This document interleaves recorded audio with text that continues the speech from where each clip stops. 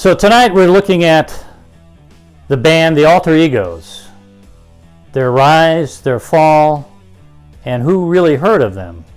This story takes place in Springfield, Missouri, the Queen City. Oh yeah, I can recall those days like yesterday. And we took it all for granted. A lot of egos at play, and sometimes people think they're way better than they are. The strife, the turmoil, the backstabbing. That's the biggest misnomer, the biggest lie of this whole thing, right?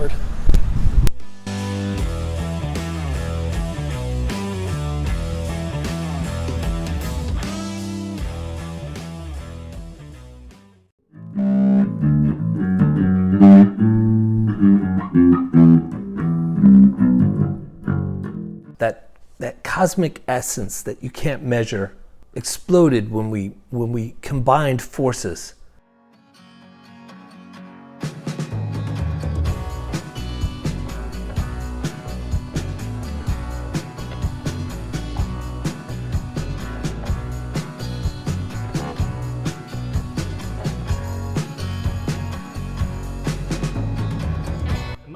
It was Missouri, Southwest Missouri State at the time as a student, and I ran into Phil at one of the pubs, and he had his blooming guitar, and he couldn't play it, but he came to me.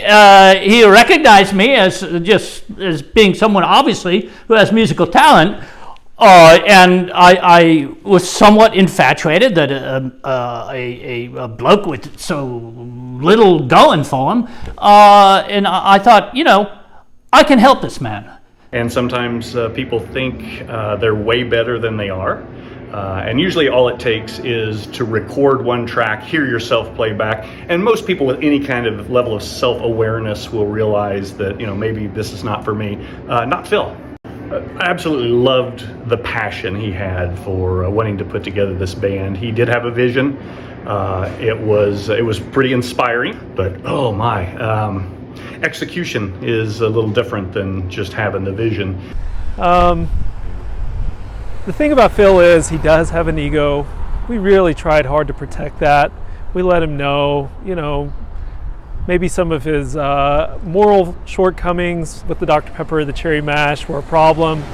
But when it got down to the nitty gritty, he had no. And I mean, it sounds harsh, but the man had no musical talent whatsoever. And was I the only one who could see that? Of course not. The other ones saw that. And we tried as much as we could to get across to him that, focus on the ministry, focus on where things you're actually good at, because you're not good at this. And we went round and round and round about it, and and his problems just got worse and worse with the Dr. Pepper. I'd pick up a Coke can and it was actually filled with Dr. Pepper, because he goes through that phase where you're trying to hide it, and all the time you turn around the corner and he's over there drinking another Dr. Pepper, and we're trying to record a track. You just can't function as a band like that when you got somebody who's a liability, a loose wheel on your car. Nobody was going to tell him that he just wasn't that good a musician, but you didn't hear that from me. So what's the next question? Yeah, it's not working. It's just like we got to give it all like 110% and leave it all on the stage, And Phil, he's just not holding up. He's just dragging us down. We got to get a new guitar player, man. Yeah, you wouldn't believe the lengths that we went to try to keep ourselves out of the public eye. A lot of shows in Reed Spring, a couple in Neosho. The opportunities everybody knows are in Springfield. We just had to say no to a lot of opportunities just to make sure Phil didn't ever find out. Yeah, the intervention. or you you put your chips on the table when you try to intervene like that. And so me and the other guys in the band, and we said that there was a talent agent at a local coffee house here in Springfield, and we lied. We said, he wants to hear you play, Phil. And Phil, I think at the time he had 3 different guitars, and he couldn't play a single one of them. But of course he showed up, and then that's where we hit him and said, we looked him. I remember Greg looked him in the eye and said, your calling is the ministry. And we had a fellow, John Caputo was there. We had him there. We had leading clergy from throughout the world saying, for God's sake, Phil, give up the music and come to God. That's your true calling. Don't ever play the guitar again, please.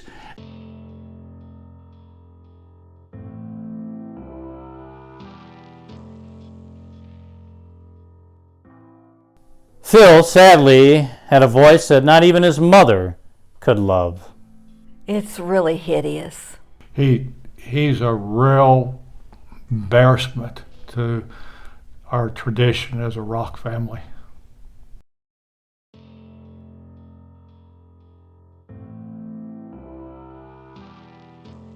There's 2 sides to every story. Everybody remembers what they remember, but time heals all wounds.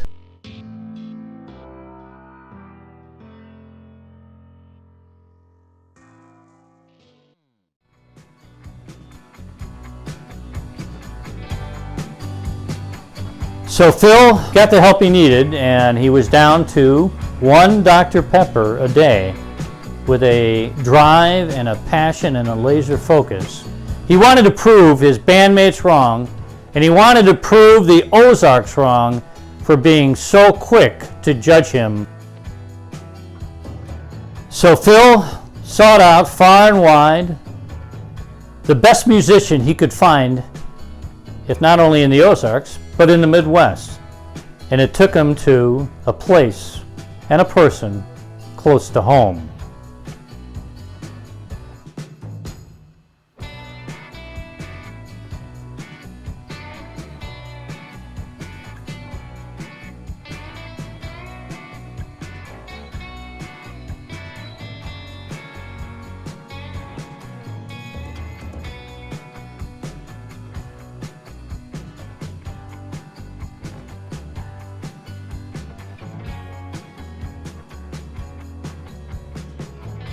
So I hear that the Alter Egos are ready for a comeback. I really don't recommend it. I don't see how it's going to end any differently than it did before. And even their kids don't want them to do it. No, I hear him downstairs, and there's no way that it was good in the 80s if it sounds like that now. Because this is a true story and not a work of fiction, we don't have all the answers to all the questions. Will the Alter Egos get back together again? We don't know. Will Phil prove himself musically capable? We don't know that either. How will this story end? Will it be a tale of redemption and ascendance and transcendence? We don't know. But based upon what we've heard, probably not. There have been rumors throughout the years about getting the band back together. Whether or not Phil is invited back, we'll just have to wait and see. But yeah, I think I'd be open to it. You're not going to show this to Phil, right? I think maybe it's time to revisit Phil's dream. I'd be willing to try it again. No, I wouldn't.